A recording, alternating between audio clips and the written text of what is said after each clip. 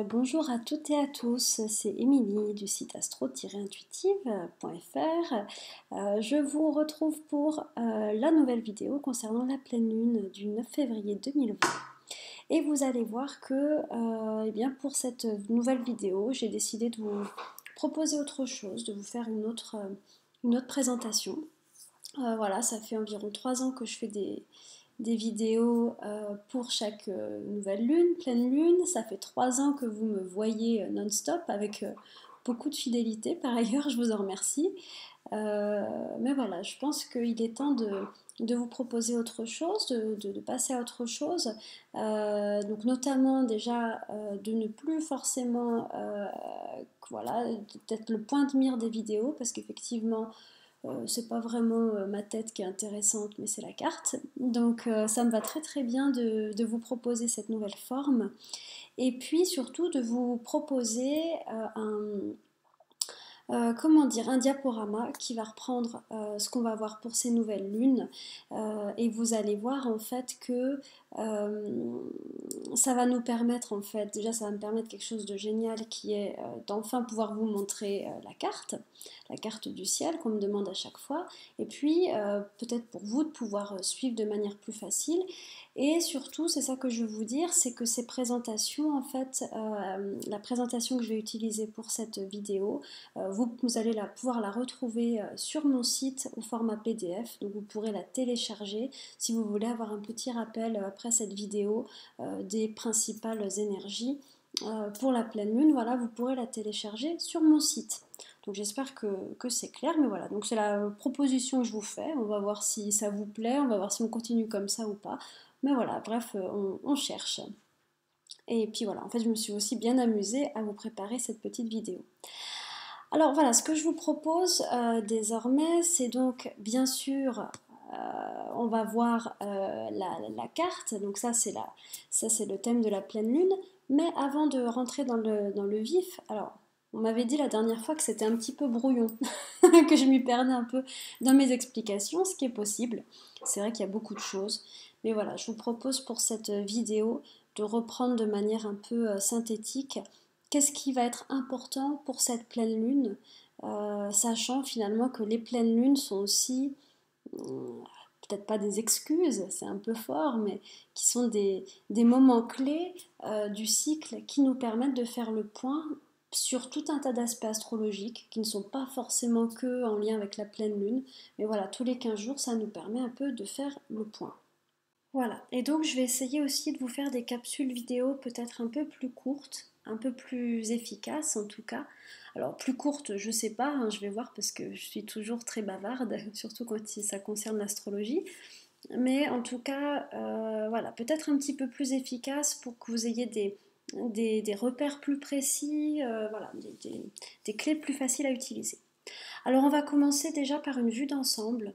Voilà, où j'ai listé ce qui, moi, me semble important pour cette pleine lune. Donc la pleine lune a lieu dimanche 9 février, exactement à 8h34 heure française du matin. Elle se passe sur le 20e degré de l'axe Lion-Verseau. Pourquoi l'axe? Parce que lors d'une pleine lune, on a le soleil qui est dans un signe et on a la lune qui est dans le signe exactement opposé.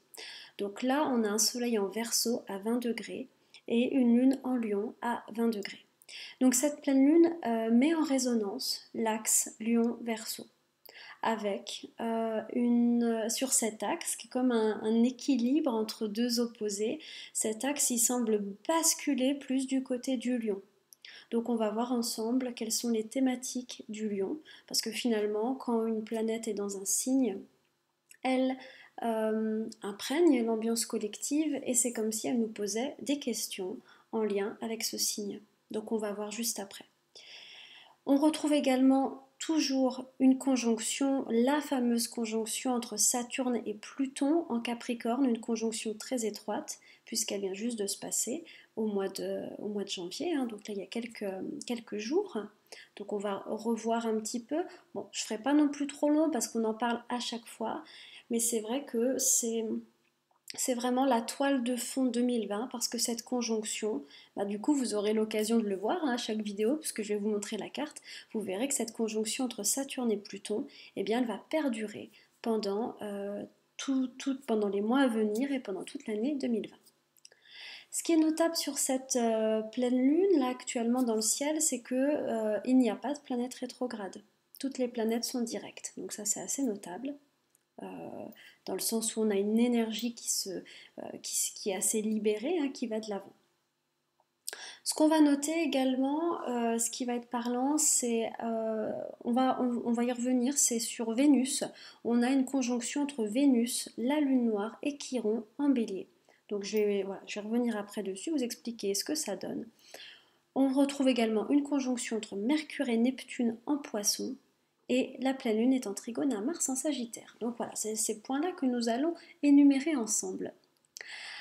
Alors, par rapport à cette pleine lune, voilà, ce que j'avais envie de vous proposer, c'est à chaque fois de vous mettre une image, en fait, parce que moi j'adore les photographies, je suis très visuelle, et une phrase qui nous résume les thématiques pour chaque moment céleste, pour chaque pleine lune et nouvelle lune. Pour cette pleine lune, la phrase que j'ai choisie, ça serait connecte ta créativité pour nourrir le monde. C'est un petit peu les questions que va nous poser cette pleine lune. Donc là, bien sûr, vous reconnaissez le lion royal, magnifique. Et cette photo, quelque part, nous met déjà un peu dans l'ambiance du lion. Donc, pourquoi connecte ta créativité pour nourrir le monde?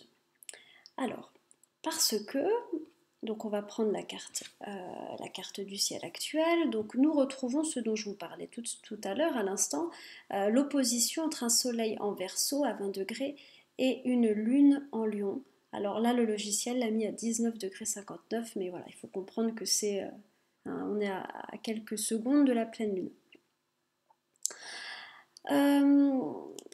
Donc la lune tombe dans le signe du lion et c'est donc cette énergie-là qui va être particulièrement présente pendant toute la période de la pleine lune. Donc c'est un petit peu avant, un petit peu après.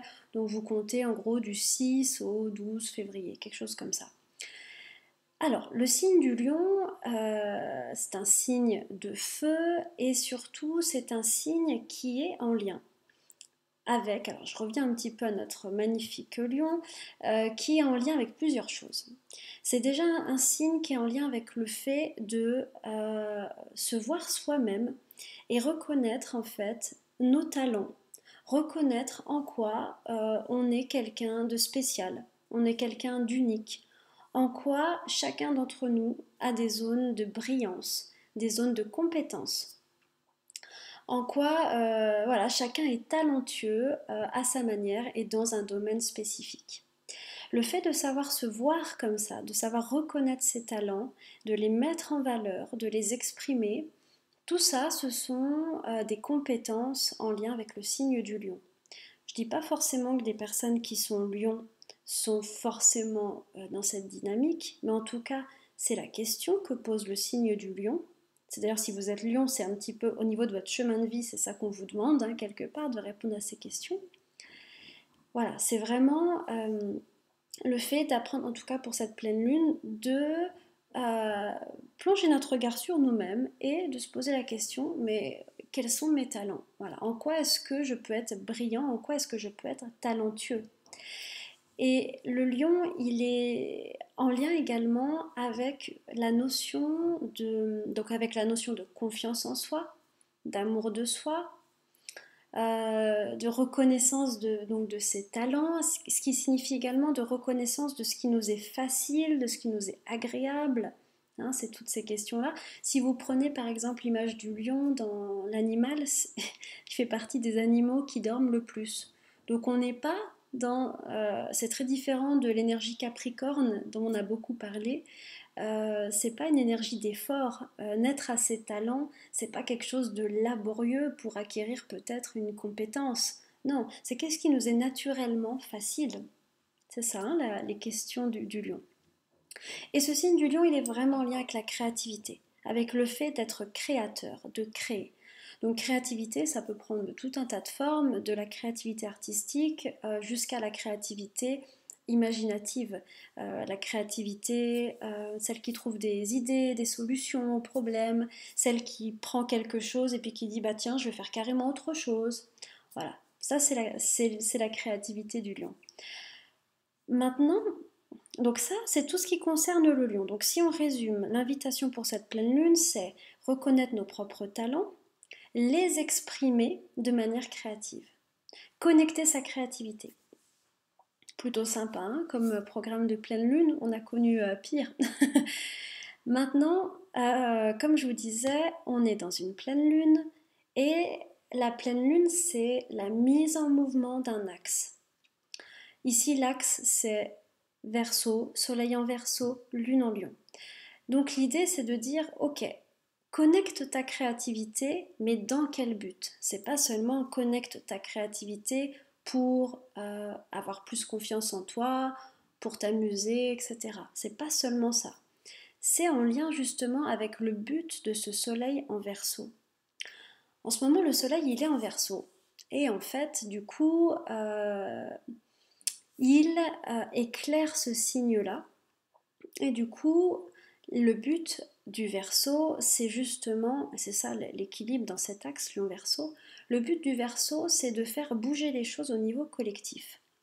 C'est que chacun, en fait, trouve sa place au niveau de la grande toile collective, la grande toile mondiale, et que chacun prenne conscience qu'il a un impact sur le monde. Le Verseau, c'est l'avant-dernier signe et c'est un signe qui a une vision collective. C'est le signe qui est en lien avec la responsabilité collective. Par exemple, c'est un signe qui pourrait vous dire, bien sûr que, admettons, si on prend l'écologie, bien sûr que si tu tries tes déchets, tu as un impact sur le collectif. Bien sûr que ce que tu manges a un impact sur le collectif, etc. C'est un signe qui est extrêmement conscient de son impact sur le groupe. Voilà. C'est un signe qui est en lien avec ça. Donc pour cette pleine lune, l'idée c'est vraiment de faire jouer cet axe-là et de se poser la question en quoi mes talents peuvent profiter au collectif. En quoi quelle est ma place justement dans le groupe, dans le monde? En quoi est-ce que je peux faire avancer les choses à mon échelle en étant moi-même créatif, en mettant mes talents au service du groupe? C'est un petit peu ça. Donc le soleil en Verseau, quelque part, pendant un mois, il nous questionne aussi, je trouve, sur notre but de vie, mission de vie, euh, ou en tout cas, il nous questionne sur notre vie, mais à une échelle beaucoup plus collective, c'est-à-dire en quoi c'est pas seulement voilà, c'est pas seulement mener sa vie pour être bien dans sa famille, avec son conjoint, partenaire, etc. Mais quel est l'impact, la question du Verseau, c'est ça, c'est quel est l'impact de mon chemin de vie par rapport au monde? En quoi moi je fais avancer le monde? Voilà, c'est des grandes questions, hein, voilà, c'est des grandes questions. Et pour comprendre le Verseau, on va peut-être encore en parler un instant puisque le soleil est dedans. Imaginez, c'est l'avant-dernier signe et c'est comme si on a vécu toute notre vie, admettons, on arrive à 50 ans, 55 ans, on a eu plein d'expériences. On sait que bah, bientôt on va vers la vieillesse, bientôt aussi on partira, on mourra. Et le Verseau correspond à ce moment où on se dit maintenant j'ai plus besoin de faire des choses pour moi, mais j'ai envie de donner en fait, j'ai envie de participer, j'ai envie de faire bouger les choses au niveau collectif et je vais vraiment donner tout ce que je peux avant de plus être capable de donner en fait, c'est-à-dire avant de devenir vieux, etc. Voilà, je ne sais pas si cette image vous aidera mieux à comprendre ce signe, peut-être pas, peut-être, mais voilà. Donc voilà, c'est pour ça que je vous ai mis cette phrase, connecte ta créativité pour nourrir le monde. Plutôt sympa. Enfin, en tout cas, c'est une proposition pour cette pleine lune. Alors, on va revenir un petit peu aux différents autres éléments pour cette pleine lune. Donc voilà, juste pour synthétiser, effectivement, au niveau des actions, tout ce qui vous permet d'être dans la créativité, tout ce qui vous permet également d'être dans le jeu, dans l'amusement, tout ça, c'est de l'ordre du lion. Et effectivement aussi, il peut y avoir des choses autour de se connecter à son enfant intérieur, c'est une super bonne piste parce qu'on est en lien avec ces fameux talents naturels, ce qu'on sait faire naturellement, ce qui nous amuse de faire. C'est pourquoi on est doué. Voilà. Donc c'est un peu l'invitation pour cette pleine lune. Alors maintenant, je vous parlais de trois autres choses qui me semblent importantes, trois, quatre autres choses. Donc vous voyez ici cette conjonction entre Saturne et Pluton, hein. On voit bien ce Jupiter en Capricorne également qui va s'approcher gentiment de la conjonction. Pour le moment, je ne vais pas forcément en parler, on en parlera quand Jupiter approchera un peu plus. Hein, sachant juste que Jupiter, je pense, va donner encore plus de force à cette conjonction Saturne-Pluton. Donc Saturne-Pluton, bon, en Capricorne, on en parle depuis un bon moment, c'est cette énergie de réforme des structures en place. Et surtout, ce qui va être intéressant pour chaque personne, c'est de regarder, si vous connaissez un petit peu votre thème, dans quelle maison ça tombe. Alors peut-être que ça ne vous dira rien, bon. Mais voilà, vous pouvez avoir un peu plus d'informations si jamais vous savez voir dans quelle maison astrologique tombe cette conjonction Saturne-Pluton. Vous savez que ce domaine de vie est soumis à restructuration totale. Donc, en gros, au niveau des mots-clés, c'est restructuration, réalignement avec des choses qui sont profondément justes pour nous. Alors, des fois, cette restructuration, elle nécessite des ajustements, des petits ajustements, et puis des fois, c'est des total changements de vie parce qu'on est tellement plus aligné avec ce qu'on est censé faire que ça nécessite de tout bouger. Ça, c'est très variable en fait, hein, en fonction de est-ce qu'on s'est beaucoup décalé par rapport à notre chemin, à ce qui est juste pour nous, ou est-ce que, ben non, ça va, on est quand même, on a petit à petit, on a quand même réussi à se mettre dans nos rails. Donc voilà, cette période, en tout cas, est une période de réalignement qui se fait, qui peut être un petit réalignement ou un gros réalignement. Voilà. Donc voilà pour cette conjonction Saturne-Pluton, je la résume, mais je ne vais pas vous accabler avec ça parce qu'on en parle tellement tout le temps. Mais voilà, qui met une ambiance également un peu capricornienne, un peu saturnienne, de travail, de structure, l'importance de s'organiser, l'importance d'avancer petit à petit, de ne pas être pressé, etc. Alors, pour cette pleine lune, nous avons également, ce qui est notable, nous avons ici une jolie conjonction de Mercure et de Neptune. Donc ce symbole ici, c'est Mercure, la planète du mental, de l'intellect. Et ici, on a Neptune. Alors, cette conjonction Mercure-Neptune, elle est particulièrement intéressante parce qu'en fait, elle va durer longtemps. Elle va durer quasiment tout le mois de février. Alors, c'est intéressant parce que d'habitude, en fait, Mercure est une planète rapide et logiquement, cet aspect-là devrait durer environ une semaine, 10 jours max. Mais là, ce qui va se passer, c'est que dans les semaines qui arrivent, en fait, Mercure va rétrograder. Donc là, on voit que Mercure, en fait, il est en train de s'approcher de Neptune. Et puis, au moment où il sera prêt de s'approcher de Neptune, il va rétrograder, c'est-à-dire qu'il va d'abord s'arrêter, enfin il va nous sembler s'arrêter, et puis il va repartir en arrière, et donc il va s'éloigner de Mercure, mais il ne l'aura pas dépassé. Mercure rétrograde le 17 février. Et ensuite, eh bien, donc il va repartir en arrière par ici, et ensuite il avancera de nouveau, il dépassera Neptune. Donc tout ça pour dire qu'on est vraiment dans une ambiance Mercure-Neptune qui va durer tout le mois de février et puis une bonne partie du mois de mars. C'est assez notable. Alors, Mercure, logiquement, c'est la planète du mental, comme je vous disais, de l'intellect. Il faut voir une chose, c'est que pour l'instant, Mercure est en Poisson, c'est pas le signe dans lequel il est le plus à l'aise. Parce que le Poisson est un signe très intuitif, beaucoup lié au ressenti, aux émotions, au feeling. Bref, c'est un signe qui n'est pas logique, mais qui est intuitif.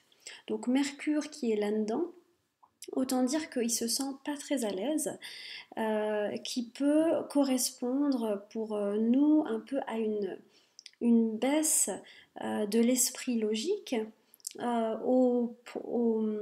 pour favoriser plutôt une forme d'intuition, de feeling. Est-ce que je le sens, est-ce que je le sens pas?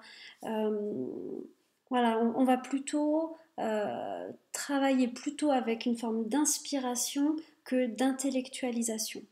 Et justement, alors ce qui peut se passer, c'est que dans cette conjonction Mercure-Neptune, parce que Neptune justement est une planète en lien avec l'inspiration, avec le contact, on va dire avec la spiritualité, ce genre de choses. Donc rien à voir avec Mercure, hein, là vraiment très très différent. Ce qui peut se passer, c'est qu'on peut justement profiter d'une très grande inspiration, d'avoir vraiment des idées, de belles idées, des idées inspirées.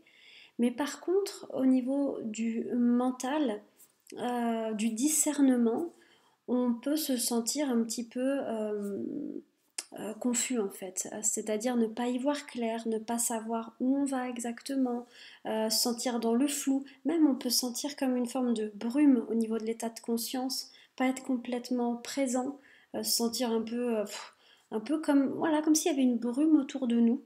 Hein, si vous avez vu bah oui, si vous avez vu bien sûr, vous avez déjà vu du brouillard dans votre vie, ça c'est un peu en lien avec Neptune. Hein. Quand il y a un Neptune qui est présent dans la carte, bah, il y a cette notion de brume. Donc, c'est une conjonction. Une conjonction, ça nous dit, on peut tout avoir, on peut avoir le meilleur côté de ça et le moins bon côté. Donc le moins bon côté, ce à quoi on doit faire attention, c'est à ne pas trop s'illusionner. Hein, c'est souvent un aspect où on peut prendre des vessies pour des lanternes et puis se monter tout un scénario qui n'existe pas. Il faut faire attention aussi au manque d'ancrage, le fait d'être irrationnel parfois. Ça, faut faire attention. Euh, et puis, c'est vraiment accepter d'avancer avec des formes d'incertitude, de ne pas y voir clair, c'est pas très confortable. Par contre, en positif, c'est qu'on peut aussi recevoir vraiment des inspirations, sentir que d'un coup que ah oui ça c'est juste, ah oui ça c'est comme ça, je sens qu'il faut que je le fasse. Donc c'est le bon moment pour être connecté avec son feeling, avec le fait de ressentir les choses. Donc on peut trouver des solutions aux problèmes plutôt avec le feeling. Voilà. Mais je conseille quand même de ne pas être non plus trop, d'être quand même bien ancré, hein, d'être vraiment malgré tout dans la structure pour pas se faire emmener trop loin. Voilà pour cette conjonction. Donc vous verrez, la prochaine nouvelle lune, elle sera encore là. Donc ça c'est aussi une magnifique conjonction si par exemple on veut faire de la poésie par exemple, si on veut écrire et puis écrire des choses jolies, des choses inspirées, c'est parfait. Des personnes si par exemple vous faites de l'écriture intuitive, si vous faites, vous cherchez voilà, vouloir faire même de la canalisation, ce genre de choses, voilà, si des personnes pratiquent ce genre de choses, voilà, ça peut être intéressant. Bon, il faut quand même être, comme je disais, bien ancré. Alors, maintenant, on va discuter de cet aspect-là. Donc, on va parler un peu de Vénus. Alors, Vénus est en charmante compagnie pour cette pleine lune. Elle est bien entourée. Elle est en conjonction ici avec la lune noire et avec Chiron. Vénus, c'est tout ce qui concerne le relationnel, plutôt. Alors, Vénus, elle est en bélier. Ça veut dire que là on voit pour cette pleine lune, elle a redémarré, elle est sur les premiers degrés du bélier, ce qui signifie que elle redémarre, pour moi en tout cas, elle redémarre un cycle. Euh, Elle redémarre un cycle, voilà, on va dire ça comme ça, ce qui peut correspondre avec une nouvelle impulsion dans les relations, des nouvelles personnes qui rentrent dans notre vie, des nouveaux positionnements par rapport à nos relations. Et puis, comme toute nouveauté, eh bien, on n'a pas encore vraiment on n'a pas trop de recul en fait. Hein. On est un peu pris peut-être dans des nouvelles situations relationnelles. Et puis, bah, il faut les expérimenter, il faut aller voir. Alors, la sagesse voudrait qu'on soit quand même conscient du cycle précédent, de voilà tout ce qu'on a déjà vécu pour éviter les mêmes erreurs. Ça serait bien. Voilà. Maintenant, alors, cette pleine lune, je trouve qu'elle met quand même un peu en avant, pour moi j'ai l'impression qu'elle pourrait mettre en avant pour certaines personnes des blessures au niveau affectif, des manques, des frustrations. On a la conjonction Vénus-Lune noire qui parle presque d'un gouffre au niveau affectif, vraiment de choses qui nous manquent, qui nous blessent. Voilà, hein, la Lune noire c'est vraiment quelque chose qui nous manque, quelque chose qu'on voudrait atteindre, mais on n'arrive pas à l'atteindre. Du coup, la conjonction Vénus-Lune noire, elle parle vraiment d'un idéal affectif qu'on a envie d'atteindre, mais c'est compliqué. Est-ce que cet idéal, il existe? Ça, c'est une autre affaire, hein. Et là, ici, ce Chiron qui est à côté, il semble dire, peut-être qu'il existe, mais il y a deux, trois choses à guérir en fait pour pouvoir y arriver. Donc la conjonction Vénus-Chiron, elle parle de guérison, de travail sur les blessures affectives, de travail sur le couple, sur les relations. Hein, donc c'est assez dynamique, on n'est pas dans une pleine lune qui nous dit c'est bon, il n'y a plus qu'à profiter. Elle dit plutôt tu peux être confronté à tes blessures au niveau affectif et j'aimerais bien que tu y travailles. Parce que là, il y a un nouveau cycle relationnel qui est en train de démarrer, donc ça serait bien que tu fasses propre, que tu sois au clair en tout cas avant de redémarrer. Voilà. Donc c'est ça, en tout cas moi c'est ça que ça m'évoque, hein. Je dis pas que c'est la seule lecture, mais voilà. Voilà.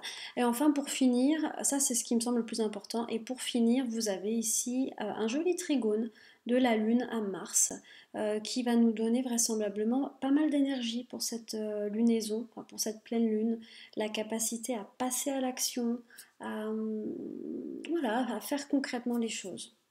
À être avec un Mars Sagittaire, on est assez idéaliste, on est assez enthousiaste, on va de l'avant, etc. Donc ça c'est assez intéressant.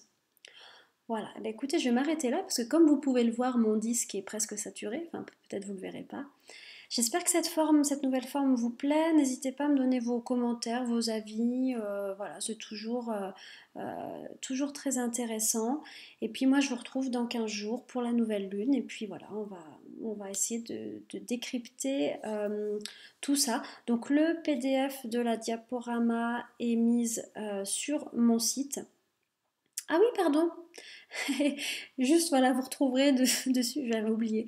Donc voilà, je vous ai mis les thèmes du lion qui sont la créativité, le rayonnement et la confiance en soi.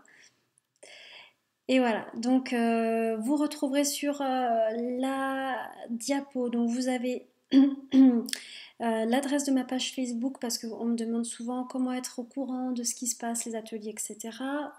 Vous avez également le lien pour la formation en astrologie et puis le lien des ateliers 2020 et le lien de mon blog également où je vais essayer de sortir un article par mois.